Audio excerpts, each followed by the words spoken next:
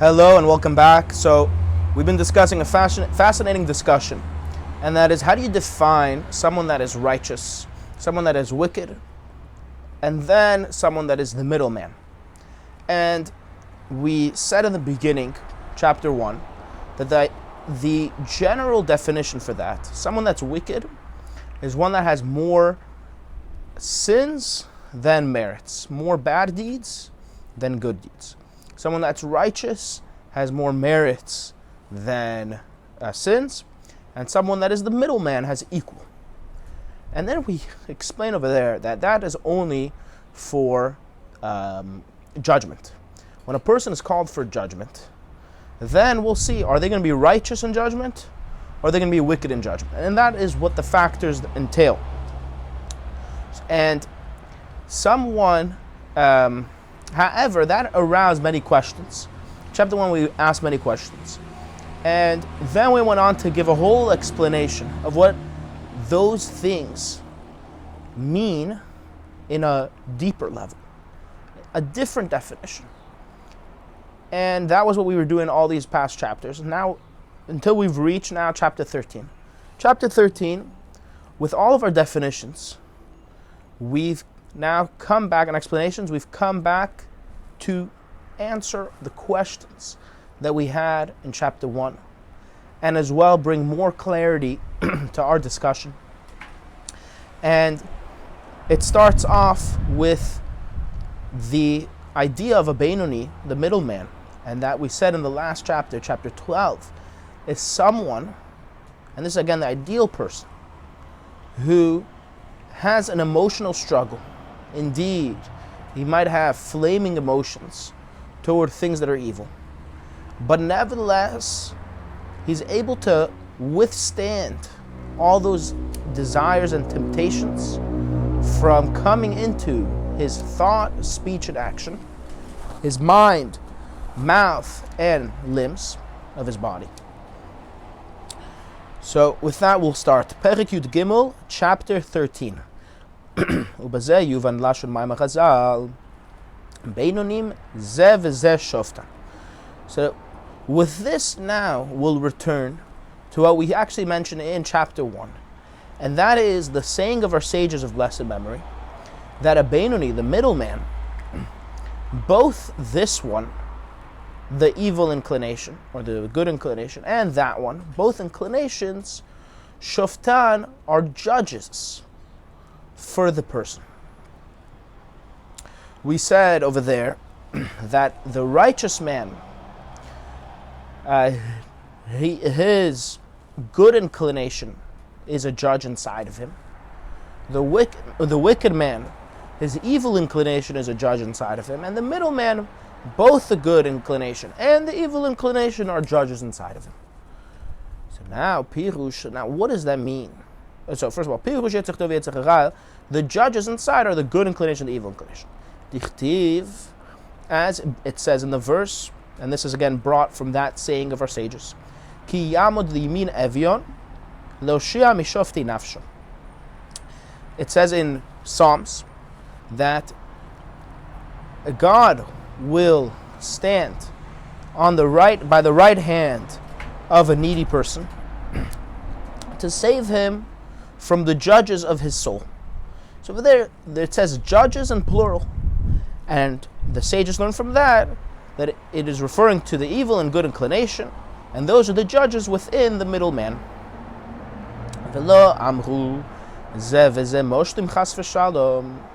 And the sages did not say, and neither did the Psalms say, that this one and that one rule, that the evil inclination and the good inclinations are ruling inside of this person. No, they're not ruling inside this person. They're judging inside this person.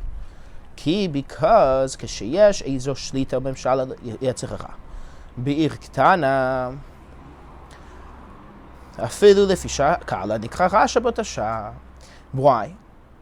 Why doesn't it say ruling? Because now, based on what we've learned in the past few chapters, when there's any kind of rule or control of the evil inclination in the small city, which is the body, even for a small second, he is called a wicked man at the time. As we said before, a wicked person is someone whose thought, speech, and action has actually become susceptible and ruled by the evil inclination. So instead, it's not that the evil inclination and the good inclination are ruling in him, the middleman, because that would be a wicked man. Ela hayetzer hara einu rak al derech mashal kemo shofet v'dayan ha'omer daito b'mishpat. Instead, in the middleman, the Beinoni, the evil inclination is only, for example, like a judge that says his opinion in judgment.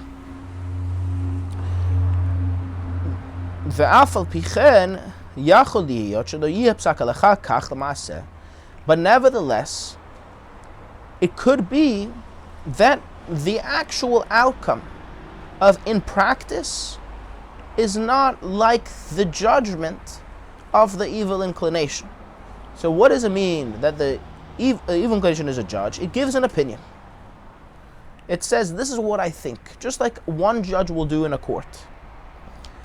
And it can be that will not be adhered to in practice. Mipnei, because sheyesh od shofet v'dayin, because there's another judge, hacholek alav, that argues with him, v'tzarich lehachriya b'neihem, and there needs to be a decision between them, their two opinions, v'halacha k'divrei hamachriya, and the law, the practice, is like the decider. Just like in a Jewish court that has 3 judges, there will be usually one judge that says an opinion, the second judge that says his opinion, and they argue with one another. So how does the actual judgment proceed? Who does it go like? Like the third judge who makes the decision between those 2 judges. So that is an example to explain how, as follows.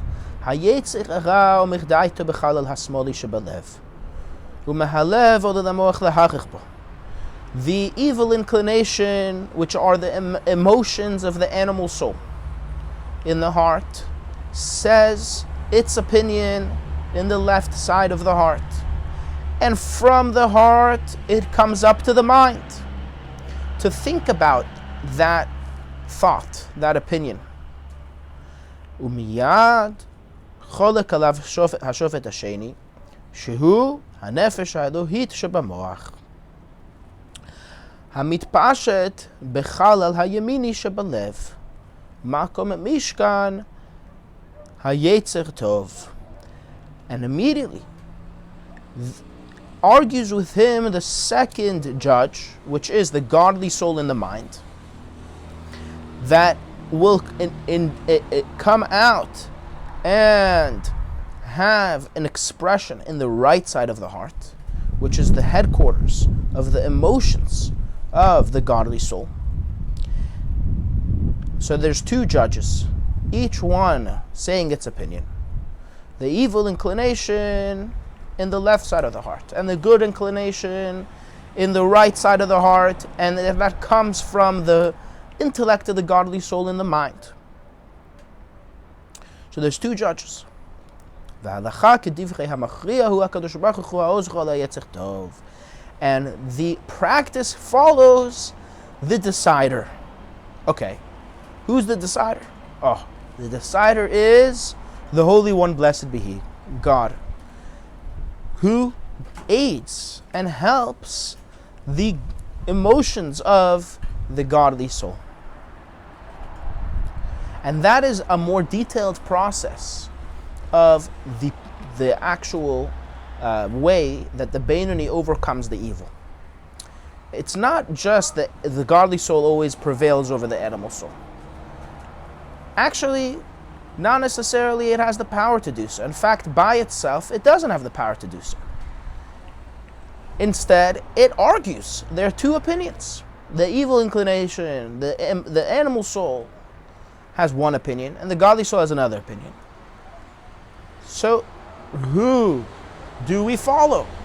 So the answer is the third opinion, which is God, who comes and helps the godly soul, that the practice go like he decides, like the godly soul decides. K'mayma Chazal, as our sages of blessed memory said, if it weren't for God helping him, he wouldn't be able to overcome.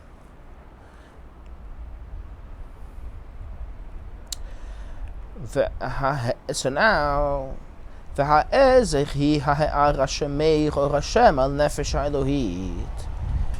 let's be more definitive. Again, we're trying over here. Chabad Chassidus is all about understanding. So we're figuring out now, understanding, trying to break down what is the process. So what does it mean that God helps the godly soul? What is the help that he gives the godly soul? How does he help the godly soul? So that is by shining. The help is a shining of God's light, which would obviously be spiritual. Where does that shining happen? It shines unto the godly soul, which is in the mind.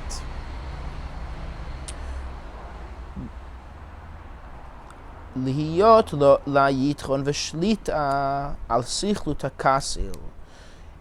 this shining in the godly soul in the mind allows it to have the advantage and rule over the foolishness of the fool, the yetzer hara, and the evil inclination.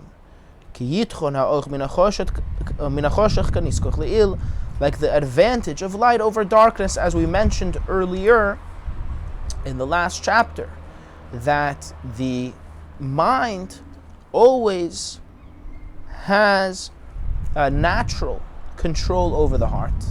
That is the way a person is born. And how does this process happen? How come the mind can control the heart all the time? Thanks to the ray, the shining of the light of God onto the mind, which gives it the power to control the heart. Ka'ach me'achach shehara shebechalal hasmoli bebeinoni hu betokvo ketul dato lihitav otay v'lechol tanugei olam hazeh ולא נתפתל במיות לגבי הטוב, ולא נדחה ממקומו כלל, רק שאין לו שליטה ממשלה להתפשט באיברי הגוף. מפני הקדוש ברוך הוא עומד לימין אביון ועוזך ומייך לנפש אלוהית. לכן נקרא כרשע. So now, being that, now we're giving like a long summary maybe, or a brief explanation of what we said until now, being that the evil in the left side of the heart, by the Beinoni, the middleman, is still strong as it was in the first place, to have desires for all kinds of delights of this world, which are evil because they are desire for the sake of desire, not for the sake of God. And that evil is not surrendered in its small quantity, but next to the good, by the good, and was not pushed away from its place at all. It's only that it doesn't have rule or control to actually come into the limbs of the body because of thanks, like we said, thanks to God that stands to the right hand of the needy person, which is the godly soul, and helps him and shines unto the godly soul. Therefore, he's called like a rasha. In other words, the evil is still there, it's still strong, it's still burning. So he's like a rasha. The middleman is like a wicked man. He's similar to a wicked man. K'mayma Chazal, as our sages said, afilu kol ha'olam kulo omrim lecha tzadik ata heya beinecha kerasha. We said that there's an administered oath when before the fetus comes into the world. This is from the sages. And this we mentioned earlier in chapter 1. That oath administered to that fetus is that you should be a righteous man and don't be a wicked man. And even if the whole world tells you that you are righteous, be in your eyes like a wicked man. Velo rasha mamash, but not you should be in your eyes a literal wicked man. It says the word kerasha, which means like a wicked man. You shouldn't look at yourself as a wicked man, but look at yourself similar to a wicked man. Ela sheyachzik atzmo lebeinoni. What's like a wicked man? How should you envision yourself? How should every person envision themselves? As a Beinoni, as a middleman, who's similar to a wicked man.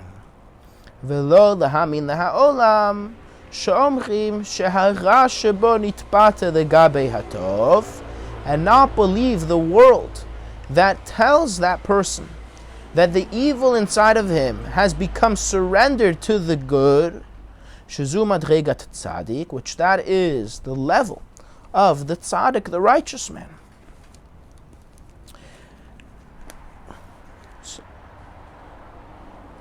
Ela yihye be'einav ki'ilo mahuto ve'atzmuto shel harahu betokvo bigvurato bechalal hasmali ketuldato. Instead, it should be in your eyes that the essence of the evil is in its full strength in the left side of the heart, as it was originally. And none of it has been changed or banished from him at all, not even the slightest amount. And so one second. So the Tanya had a question in the beginning, which is, there's a contradiction.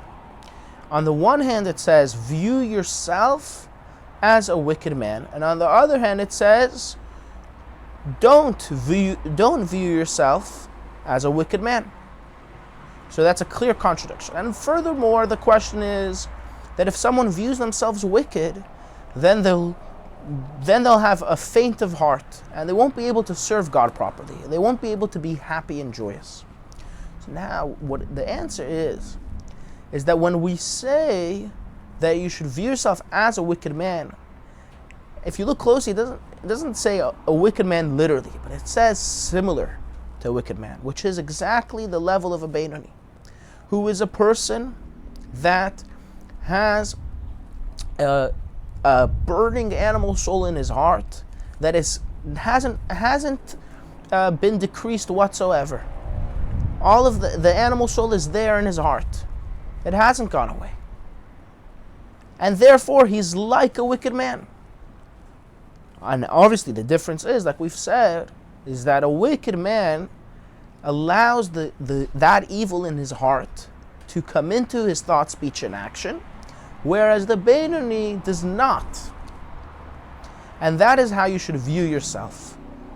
And not like a tzaddik, who's someone who has completely banished the evil from your heart. So that is the meaning of view yourself like a wicked man. Not literally a wicked man, but you should view yourself as a Beinoni. Every person must always view themselves as a Beinoni who has a burning animal soul, and nevertheless controls it from coming into thought, speech, and action.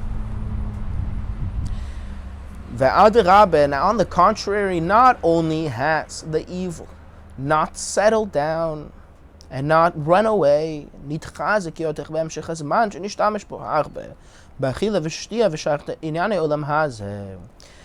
has strengthened, that animal soul inside of you has strengthened over time when that person used it much through eating and drinking and all other things of the material world. So,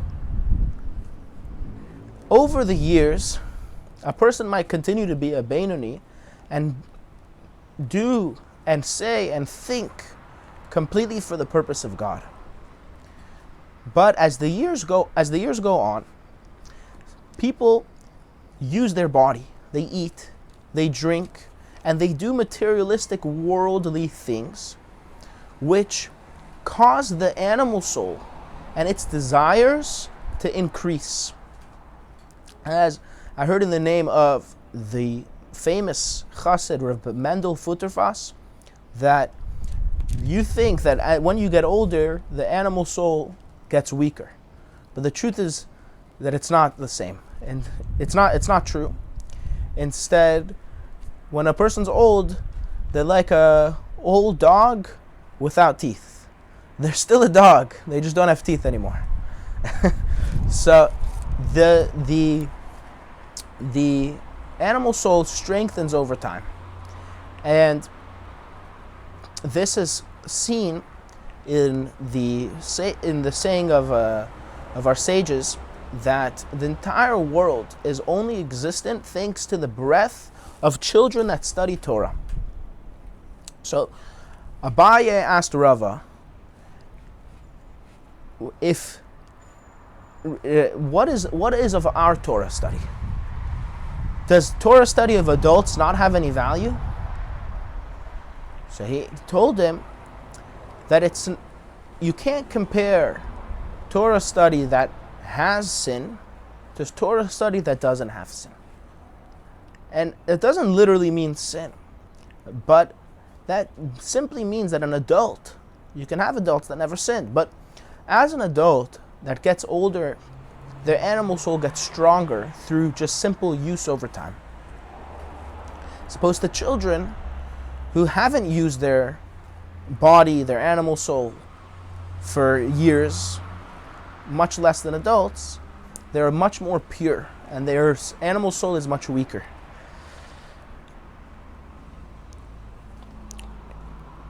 ואף מי שבתוך את השם חפצו ויגע ביומם ולילה לשמה, אין זו הוכחה כלל שנדחה הרע ממקומו, אלא יכול להיות שמהותו ועצמותו בתוקפו בגבורתו במקומו בחלל השמאלי. So even someone whose desire is to God's Torah, and he studies it day and night for its sake, it's not a proof that the evil inside of him has been pushed away. Instead, it could be that the essence of the evil is in its full strength, in its place, in the left side of the heart. רק שלבושיו שמחשב הדיבור ומעשה של הנפש הבהמית אין מתלבשים במוח והפה והידיים ושאר מאיברי הגוף. It's only that its expressions, the evil's expressions, which are the thought, speech, and action of the animal soul, do not express themselves in the mind, mouth, and hands, and the rest of the limbs of the body. Because of God, that gave rule and control to the mind over the heart.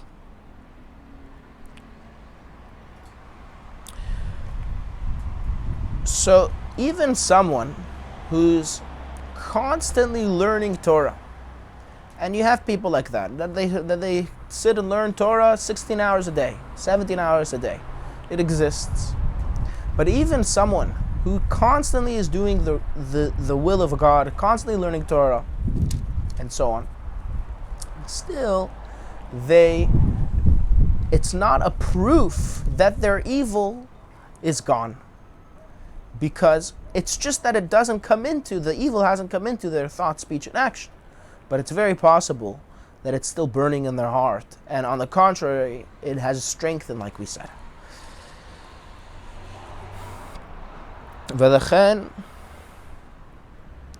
נפש האלוהית שבמוח מושלת בעיר קטנה, איברי הגוף כולם, שיהיו לבוש ומחקר ולשלוש לבושיה, שיתלבשו בהם שמחשב ודיבור ומעשה שתרק מצוות התורה.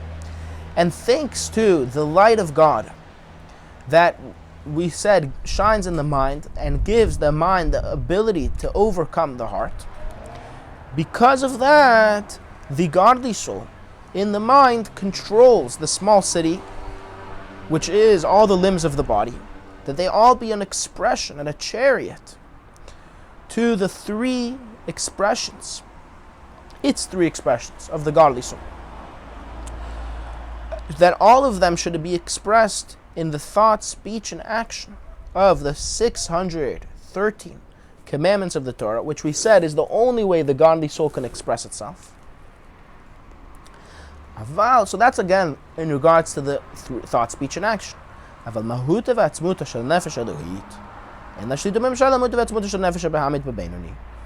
like we said earlier in the previous chapter, the essence of the godly soul doesn't have control over and rule over the essence of the animal soul by the Beinoni.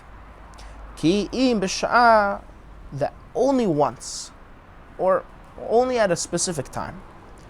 That is, she'ahavat Hashem hu b'itkaluti bo b'iti mizumani, k'mo b'sha'at tefillah v'kiyotze ba. When the love of God, the emotions, have a revelation, a shining in his heart during those times, specific times, like during the time of prayer, and similar. But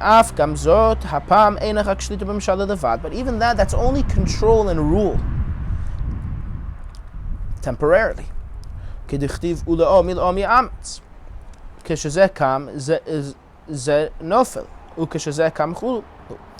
it says in the verse, that one nation shall prevail over the other. And that is referring to Jacob and Esau. That it says about them that one will prevail over the other, and the other one will prevail back. And our sages said that means that when one rises, the other one will fall. And when the other one rises, then the other one will fall. Meaning that it's brought by Tyre, who said that I become filled with the destruction of Jerusalem, because Tyre's rule and Tyre's control and rising was at a time specifically when the Jewish people had fallen, which refers again to Esau. Tyre came from Esau, between Esau and Jacob.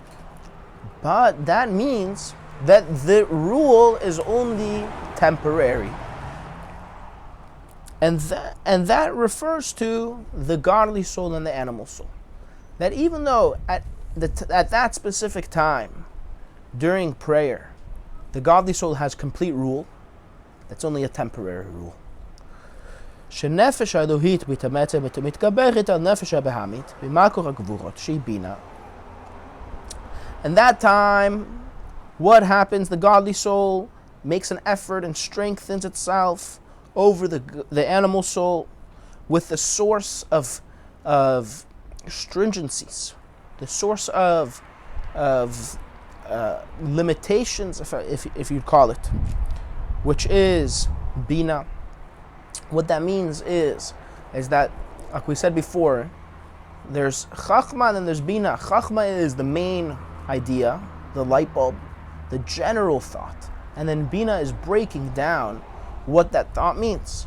So that is what the godly soul is over strengthening over the animal soul to do, to break down ideas. To break down ideas about what? Litbonen begdulat Hashem, thinking about the greatness of God, Ein Sof Baruch Hu, which is referred to as Ein Sof, which it means without limitations. And that's what it thinks about, and that causes a outcome of love, strong love for God, like a flaming fire, in the right side of his heart, and then is overpowered the side that is against God, which is evil, in the left side of the heart. So that is specifically how the process of ruling of the good over the evil happens by the Beinoni. But it was not abolished completely by the Beinoni. Ela b'tzadik, and that only is truly accomplished by a tzaddik. Shneimar bo, that it says by him, v'libi chalal b'kirbi, his heart is dead within him, which is referring to the evil inclination, that he's completely killed his evil inclination. And he despises evil and hates it completely, with complete hatred and despising, or not complete hatred, as we mentioned earlier, that the difference between a complete and incomplete tzaddik is if they still have a place for evil in their heart. And one who does is called an incomplete tzaddik. But nevertheless, he's completely abolished it from his heart. But Avad B'Beinoni, by contrast, that would be a tzaddik who's abolished the evil. But a Beinoni who derech mashal k'adam sheyashin, like someone who's sleeping.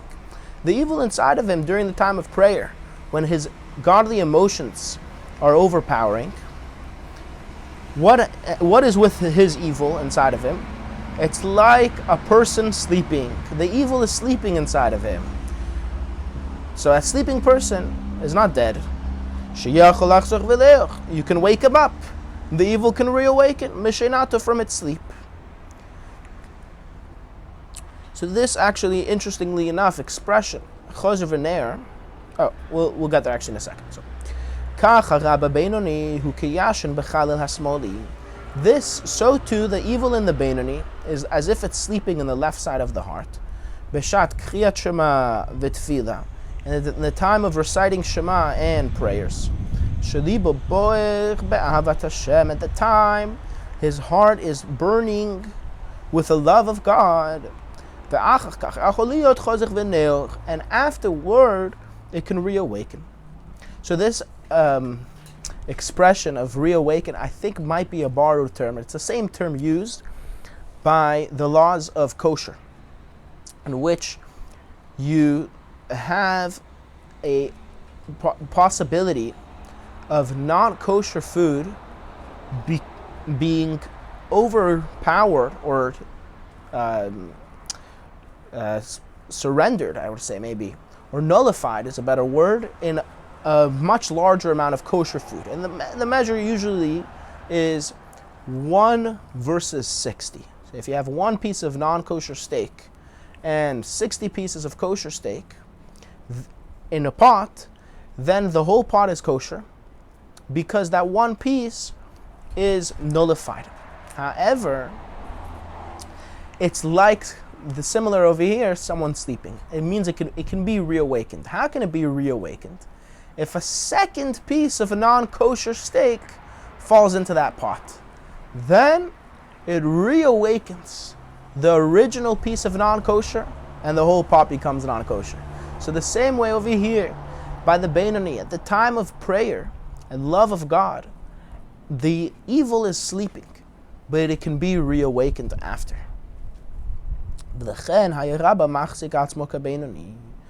So now we're understanding another thing we had an issue with, and that was, we saw that Rabbah was someone of great stature who non-stop learned Torah to the point that the angel of death couldn't even reach him because of his constant study of Torah. So he called himself a Beinoni. So we questioned, according to our understanding in chapter 1, a Beinoni is someone who has equal merits and sin. His merit and sin are the same. So how can Rabbah, who constantly learns Torah, be considered that? So now we understand what Rabbah really meant. He meant a Beinoni according to the alternative explanation. And that is as follows. Therefore he viewed himself as a Beinoni. After the pasuk Pume Megirsa, בתוך השם חפצו יומם בלילה בחפצה וחשקה בתשוקה ונפש שוקקה להשם באהבה רבה כבשעת קריאת ותפילה. And he, even though his mouth did not speak Torah, and in the Torah of God was his desire day and night, with the craving, desire, and yearning, and a yearning soul to God, with a great love, like the time of reciting Shema and prayer. V'nidbe be'einav ke'beinoni hamitpalel kol hayom. So why did Rabbah consider himself a Beinoni, even though we thought originally that it meant half merit and half sin? Because the alternative explanation that we gave is that a Beinoni is someone whose evil is in control of his heart a lot of the time, except for when he is praying. So Rabbah viewed himself as a Beinoni who prays all day. That is, he viewed himself that the evil was not completely abolished from him. Instead, it was sleeping, like it is by any regular Beinoni during the time of prayer, reciting Shema, which is the time that there's a love of God burning in his heart, and it is a temporary rule over the evil in the heart.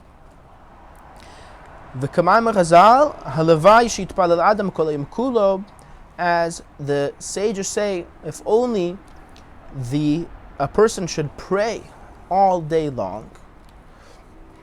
And that is brought in a discussion. If someone should pray a second time, it says that yes, someone should, because if only someone should pray all day long. But what does that mean, someone should pray all day long? That is that they should have a emotional strength that they have of prayer, of the godly soul, of the animal soul, the entire day. And as we'll actually see in the next chapter, that a person should strive to be like this, to be a Beinoni that is praying all day long, and to constantly strive to have emotional victory over the left side of the heart. And that's for next chapter. והנה מידת אהבה המורה בבינונים בשעת התפילה על ידי התקבחות הנפש האלוהית חולו. So now this love that we mentioned of a Beinoni in the time of prayer, through the overstrengthening of the godly soul, etc. הנה לגבי מדרגת הצדיקים of the Hashem be'emet la'amito. Next to the level of a tzaddik, which are those that serve God fully in truth, and the key word is truly, they truly serve God. For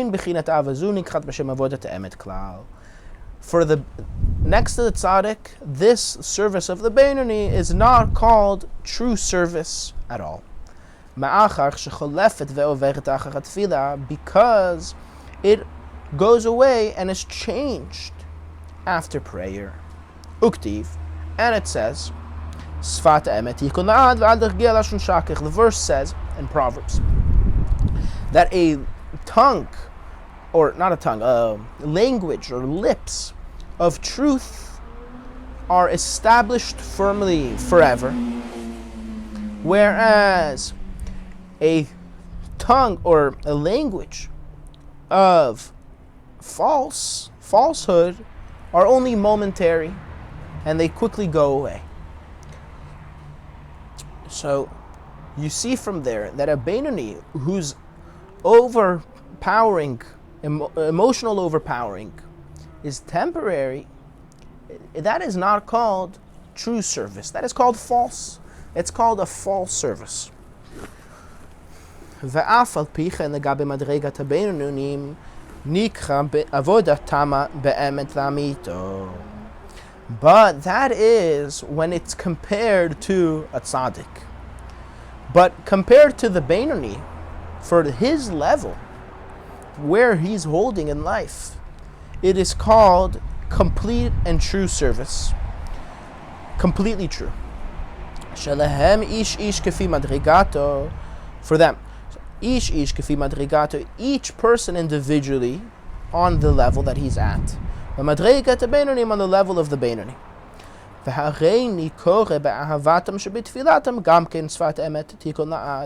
And says the Alter Rebbe, the author, that I call their love in their prayer also by the verse of the language of truth shall be established forever.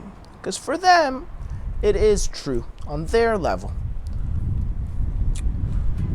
So, a person has his own truth. Everyone has their own truth. Truth, what is the definition of truth? Truth is the core of that level. And every level has its own truth. And every individual person is holding on a different place than the other person is holding. So, if you reach your core, what you're capable of, for you, that's your truth. And someone might be able to do much more than you. I might be an incredible swimmer. And for me, on my level, when I swim to the best that I possibly can, I'm being a true swimmer on my true level. But compared to an Olympic swimmer, they'll put me to shame. It's not truth at all. Compared to an Olympic swimmer, it's false. But for me, my swimming is true. Because everyone has truth on their level. Or it's like in the gym, for instance. Comparing yourself to everyone else is not going to help you. Because for that person has their own truth. And that is what can they possibly accomplish. And that is on their level. But you're different. You're an individual. So you shouldn't be looking at them, because that doesn't determine if what you're doing is true or not. What determines what you're doing, if something true, is if you're doing what you can accomplish. You're reaching the core of what you can do. And more about the service of truth, we'll read in chapter 15 or maybe 16, one of the two. Oh, so now, why indeed by the Beinoni is it considered an everlasting truth, the service that he has during prayer? Being because he has the potential in his godly soul to reawaken this love, the olam, at all times. It might not be in actuality a shining love of God, but in potential it can come about. It could come about at all times, and therefore it's an everlasting truth for the Beinoni.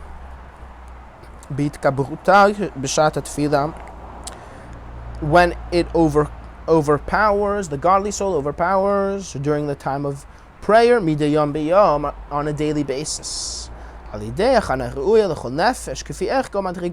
a proper preparation to have a true service of prayer. And that proper preparation is something that is fitting to every individual according to its level. Every soul according to its level.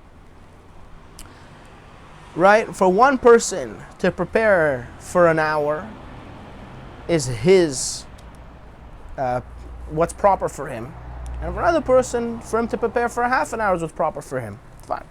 Everyone has a level, by the way, and we'll see more about that, I believe, in chapter 42, where he says that there's some people who are emotionally excited about God naturally, because they're much more refined, and then other people are less refined. So it takes them an hour or 2 hours, much longer, to become excited about God. But that's for chapter 42. So the point is everyone on their own level. And now comes the explanation of the definition of truth. Midat emed hi midato shel Yaakov. The attribute of truth is the attribute of Jacob, our forefather. As is explained in Kabbalah, Hanikra Bereach Hatichon, who is called the middle pole, Hamavriach min hakatze lakatze, that extends from one end to the other end, and that is in the Mishkan, which was the temporary temple in the desert.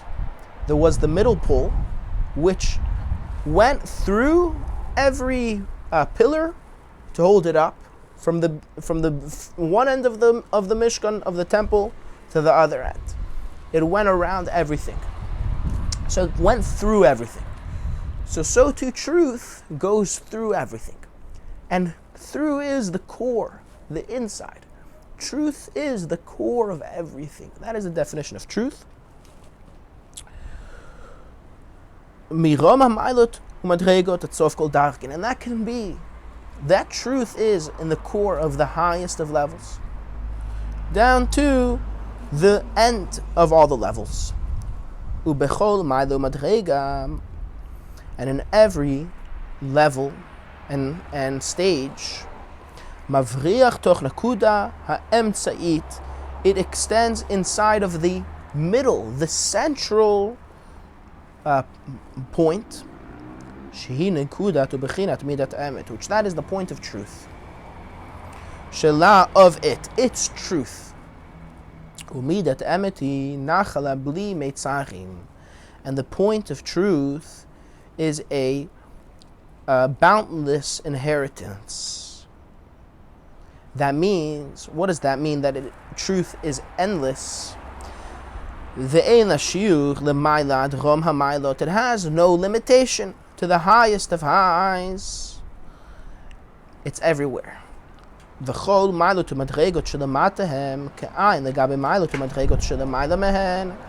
all of the levels and stages that are lower than the higher ones are considered insignificant next to the levels and stages that are higher than them.